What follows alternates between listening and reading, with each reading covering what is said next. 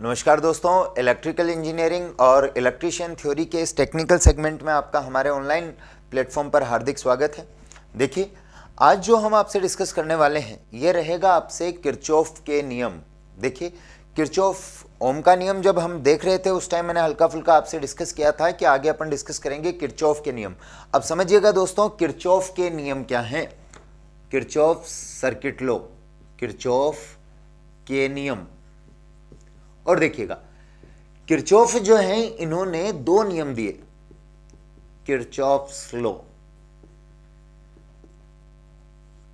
Circuit के लिए इन्होंने अपने दो नियम दिए, एक दिया किरचॉफ का प्रथम नियम और एक दिया इन्होंने किरचॉफ का द्वितीय नियम। तो देखें जरा, किरचॉफ प्रथम नियम और किरचॉफ द्वितीय नियम।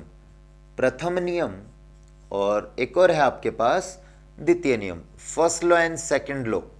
First law and second law. अब देखिएगा, प्रथम नियम और द्वितीय नियम के बारे में बात करें कि प्रथम नियम क्या है, द्वितीय नियम क्या है, तो सुनिएगा जरा ध्यान से।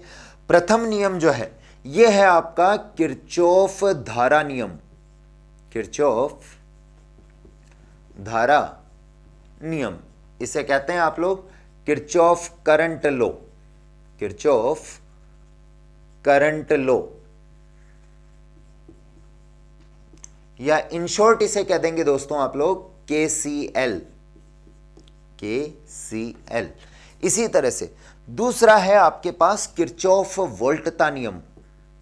किरचॉफ वोल्टता नियम, जिसे आप कह देंगे किरचॉफ्स वोल्टेज लॉ, या इन शॉर्ट इसे कह दिया जाएगा दोस्तों KVL।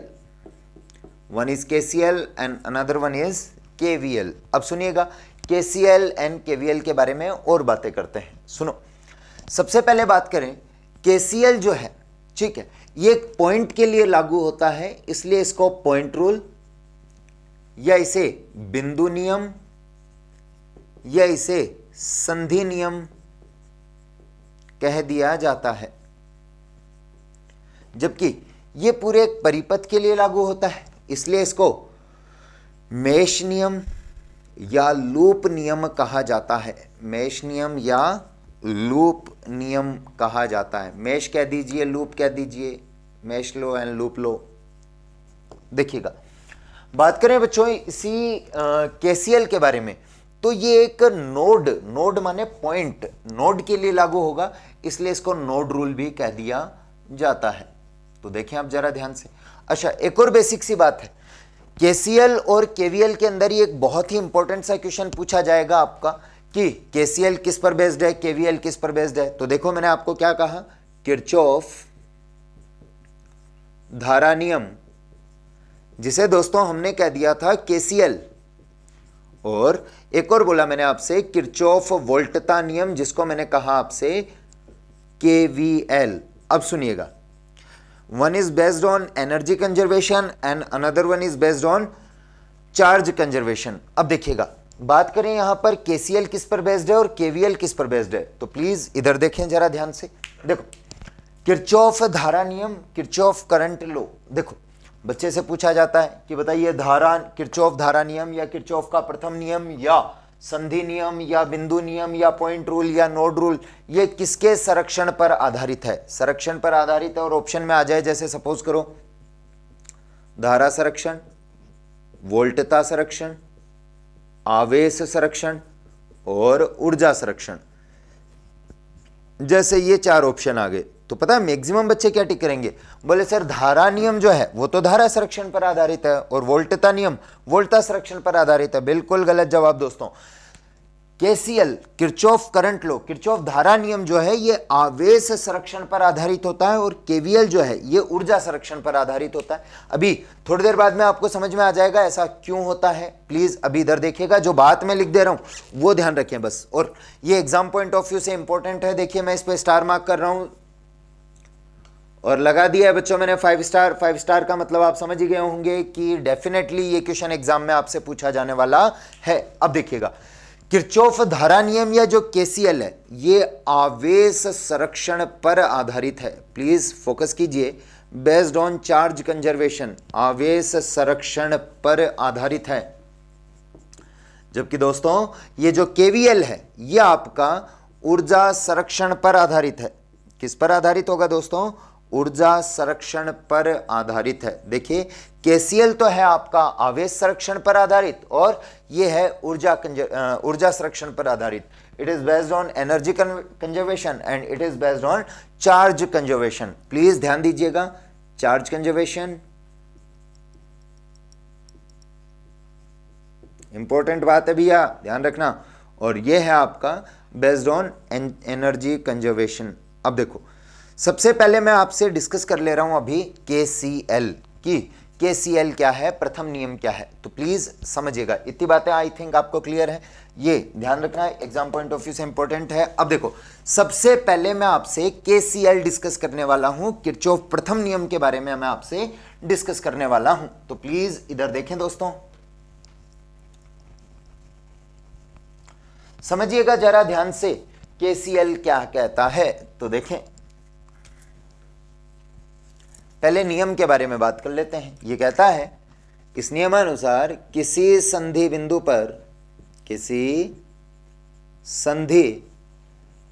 पर मिलने वाली धाराओं का बीजगणितीय योग शून्य होता है। धाराओं का बीजगणितीय योग शून्य होता है।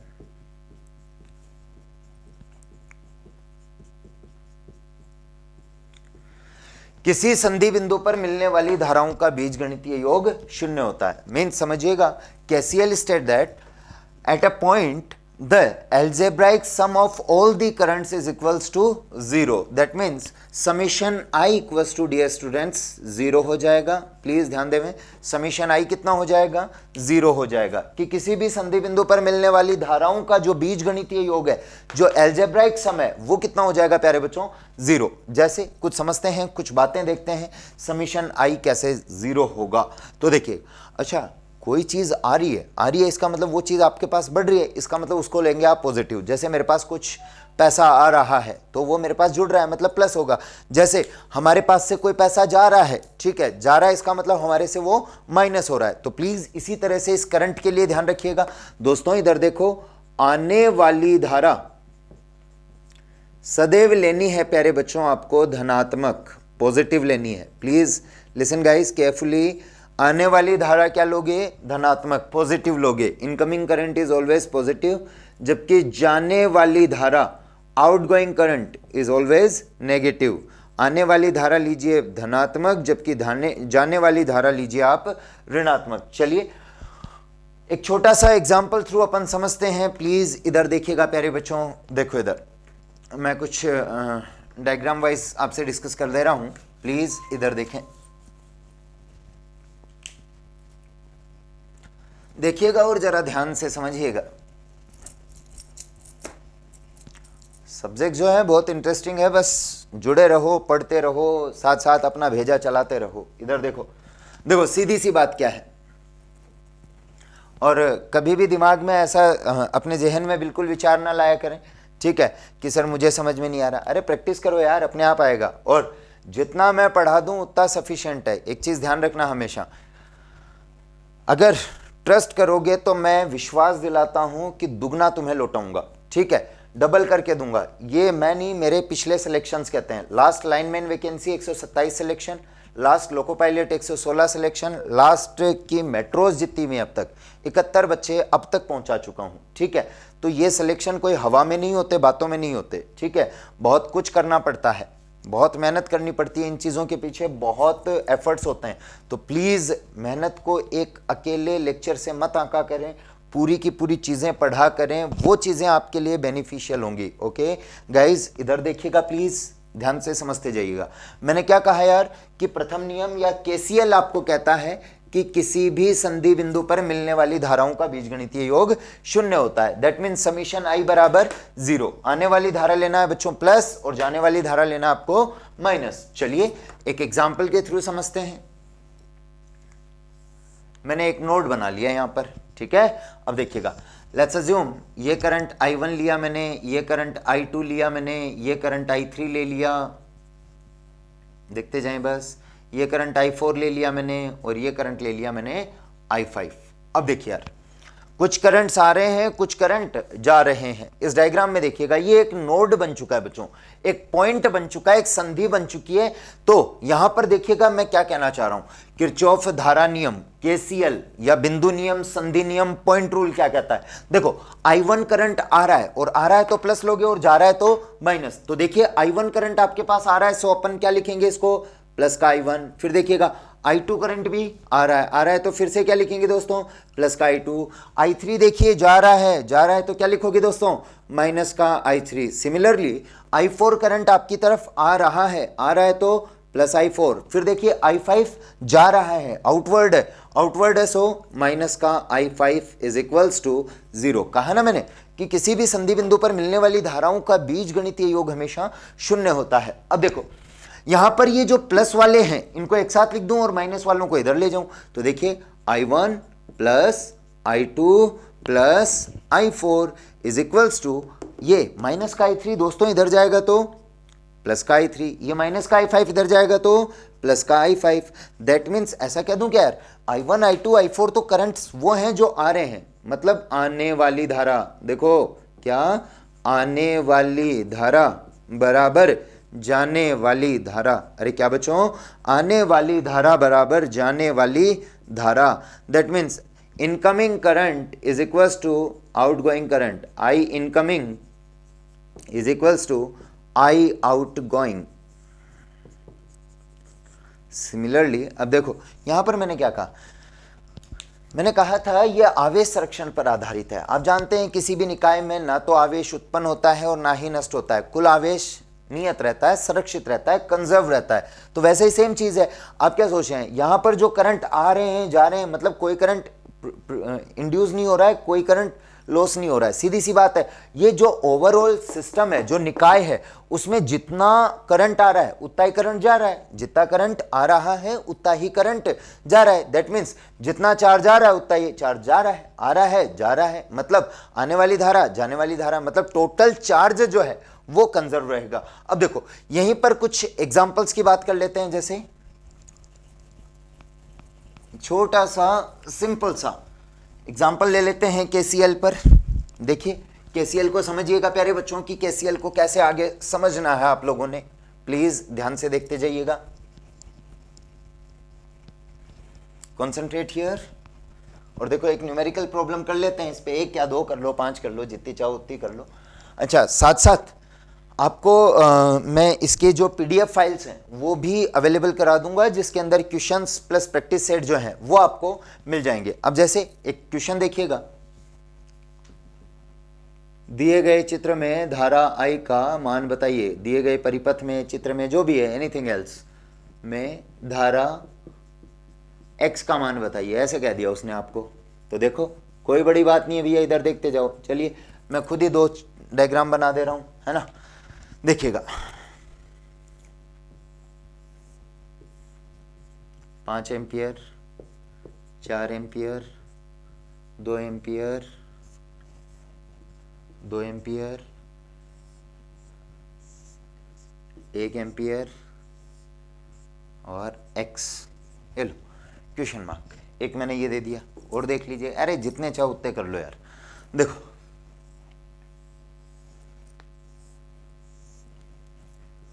X बताना है, ठीक है। यहाँ ले लिया मैंने 5 एम्पियर, यहाँ मैंने ले लिया 3 एम्पियर, यहाँ मैंने ले लिया 4 एम्पियर, यहाँ मैंने ले लिया 1 एम्पियर। ओके, इसको मैं आउटगोइंग करंट या चलिए इनकमिंग ले लिया। ओके, एनीथिंग एल्स, कोई दिक्कत नहीं।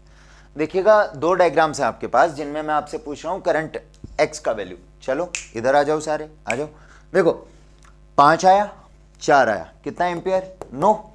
अब देखो बच्चों 9 एम्पियर तो आ रहा है, लेकिन जा रहा कितना है, 2। इसका मतलब आगे कितना जाएगा, 7 एम्पियर। कितना, देखो 7 एम्पियर करंट आगे फ्लो होगा। अब देखो 7 में से इधर कितना गया दोस्तों, 2। 7 में से 2 इधर चला गया, इसका मतलब इधर बचेगा कितना, 5। और उस 5 में से भी 1 एम्पियर इधर चला गया, दैट मीन्स यहां कितना बचेगा, 4 एम्पियर। आंसर ये लो, इतना इजी है यार, कोई बड़ी बात है क्या। चलिए इसी तरह से इसका बता देते हैं, देखो आ जाओ आ जाओ आ जाओ।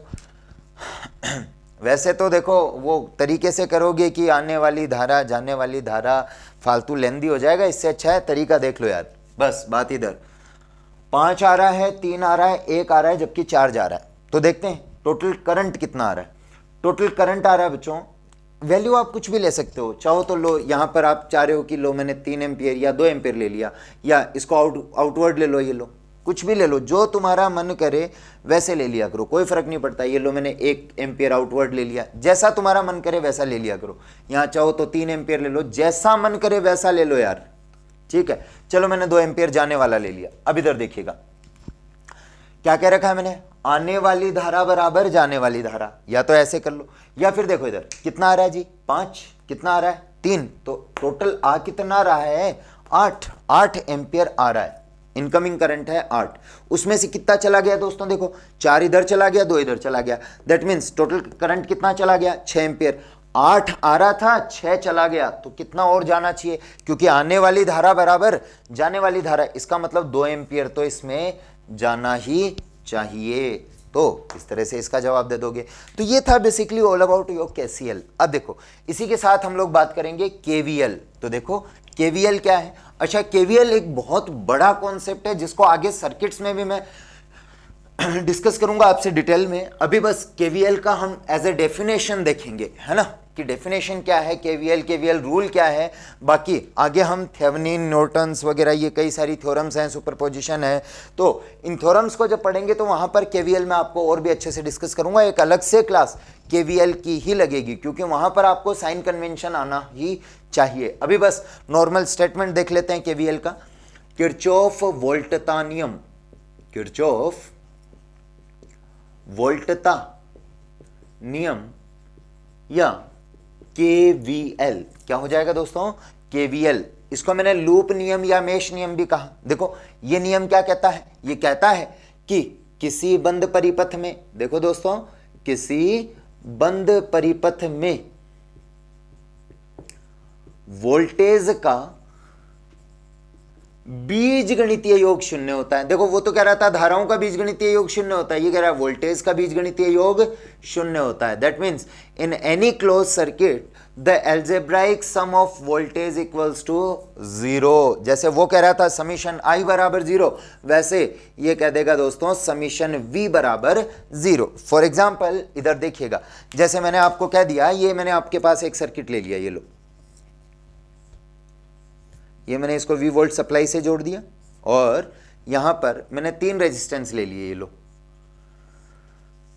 कुछ भी ले लीजिए, यहां ले लीजिए, ये लीजिए R3 है, ये R1 रेजिस्टेंस है, ये R2 रेजिस्टेंस है। अब जानते हैं दोस्तों, अगर इसको मैं V वोल्ट सप्लाई से जोड़ूंगा, दैट मीन्स इसमें करंट तो फ्लो होगा I, ये लीजिए I करंट फ्लो हो गया, कोई दिक्कत है नहीं है। चलिए अब देखो, ये जो पूरा का पूरा सर्किट है इसमें सीरीज है, सीरीज में है, इसका मतलब करंट तो सेम रहेगा लेकिन वोल्टेज ड्रॉप अलग अलग होगा। तो लेट्स अज्यूम इस पर वोल्टेज का ड्रॉप V1, इस पर वोल्टेज ड्रॉप V2 और इस पर voltage drop V3।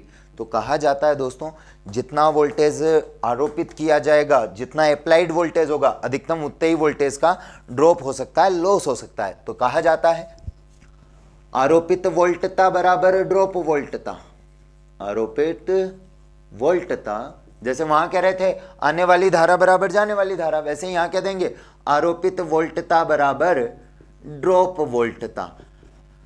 V applied is equals to V drop. और सिमिलरली इसके अंदर मैं क्या कह दूंगा, देखो अप्लाइड वोल्टेज तो कितना भाई V है, drop voltage V1 plus V2 plus V3, तो V1 plus V2 plus V3 ऐसे कह दें, या V की जगह I ले ले, मैं V बराबर IR, तो V equals to IR1 plus IR2 plus IR3 ये लीजिए। तो इस तरह से आपका हो जाएगा KVL। और देखो यहां पर बेसिकली वोल्टेज क्या होता है यार, वोल्टेज एक तरह से कार्य ही होता है। कार्य एक प्रकार, जैसे ऊर्जा, मैंने क्या बताया था, कार्य करने की क्षमता ऊर्जा कहलाती है। जैसे आप लोग वोल्टेज के बारे में जानते हैं V बराबर W बटा Q, ये मैंने आपको विभव विभवांतर के अंदर स्टार्टिंग इलेक्ट्रिशियन थ्योरी के अंदर स्टार्टिंग लेक्चर्स में पढ़ा रखा है। तो देखिएगा कार्य है, और कार्य करने की क्षमता होती है ऊर्जा, तो सीधी सी बात है, यहां पर केवीएल एक तरह से ऊर्जा या एनर्जी कंजर्वेशन पर बेस्ड होगा। तो आज की क्लास में दोस्तों हमने देखा केसीएल एंड केवीएल, और इस केसीएल एंड केवीएल के अंदर मैंने जो इंपॉर्टेंट बातें आपको कह दी, मैंने आपको कहा केसीएल केवीएल दो रूल हैं किरचॉफ के, ठीक है। केसीएल जो है इसको हम पॉइंट रूल, बिंदु नियम, संधि नियम या नोड रूल कह देते हैं, जबकि केवीएल को हम मेश नियम या लूप नियम कह देते हैं। फिर मैंने कहा यार केसीएल जो है यह आवेश संरक्षण पर आधारित है, जबकि केवीएल ऊर्जा संरक्षण पर आधारित है। मैंने इसमें बोल दिया समीशन I बराबर 0, केवीएल में बोल दिया समीशन V बराबर 0। तो ये इस तरह की सी बेसिक बातें थी जो हमने किरचॉफ के नियमों में डिस्कस की। Okay, thank you guys.